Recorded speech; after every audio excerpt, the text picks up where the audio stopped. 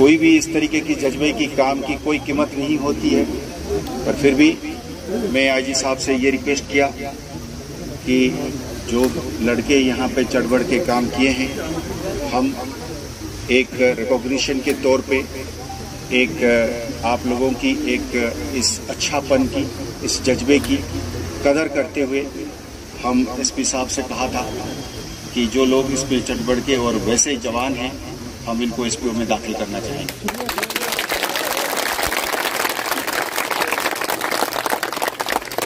कितने लड़के आप नॉमिनेट करते हैं? सर हमारे पास 4 लड़के हमने नॉमिनेट किए।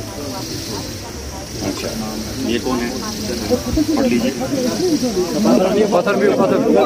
जैसे कि मैंने अभी थोड़ी देर पहले कहा, थोड़ा पीछे करो कि जब ये लोग यहाँ पे जब हादसा हुआ तो गांव वाले जिस तरीके से बरेल के और वातरेल के गांव के लोग जो है, मैंने सुना यहाँ तक कि ख़वातीन भी जो हैं वो भी आके मदद करने की कोशिश करी। ये जो जज्बा है, इसकी जितनी भी कदर करी जाए वो कम है। हमने ये उचित समझा, हम आए और गांव वालों को ये बताएं कि अगर आपने अपना दिल से आकर मदद करने की कोशिश करी और जब आपने ये करी, आपने बिना लालच के करे। वो जो सुमो वाला है कह रहा था 3-3 4-4 चक्कर लगाया अपने हाथों से, उसके हाथ के गोद में एक जवान की फौत हो गया। तो इससे जाहिर होता है कि गांव वाले कितने अच्छे हैं और कितने इंसानियत में यकीन रखते हैं।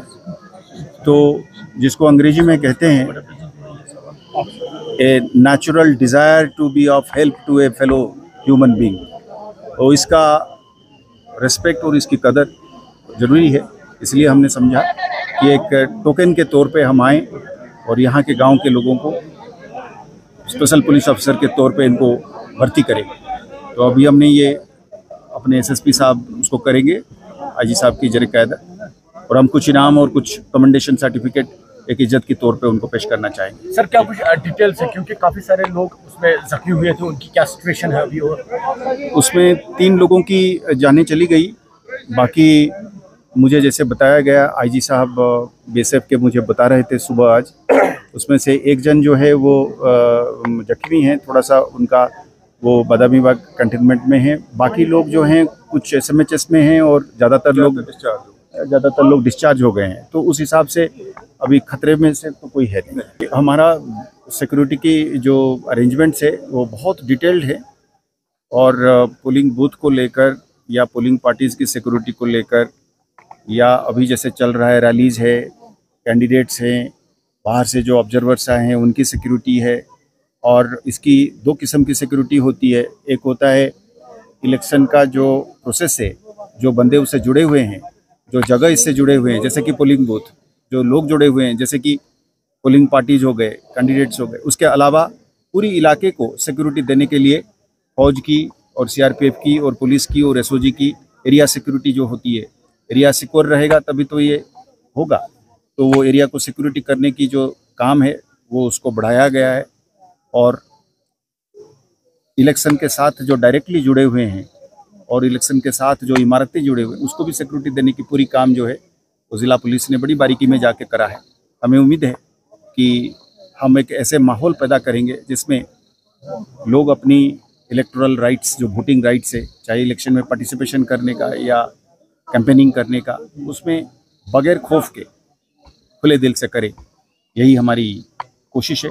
हम उम्मीद करते हैं कि इस पे हम कामयाब रहेंगे। जनाब बिल्कुल सही है। एक्चुअली वो कुछ ये जो दूरी जो है ना, वो मतलब दूसरा जो पार्टी है अपोजिट वाली, वो उसको एक नैरेटिव में भी फंसा के रखे थे। जब ये धीरे धीरे ये सिचुएशन अच्छा होता रहेगा ना, तो दोनों तरफ से ये माहौल सुधरेगा और एक दूसरे के बारे में इत्मीनान बढ़ेगा। हमें उम्मीद है इसी इत्मीनान से हम मैंने ये जो अमन है इसको हम एक लेवल पे ले जाएंगे जहाँ पे आप और हम इस तरीके खुले तरीके से यहाँ आए हैं, घूम रहे हैं, काम कर रहे हैं, इलेक्शन हो रहे हैं, वो ये कामयाब होगा।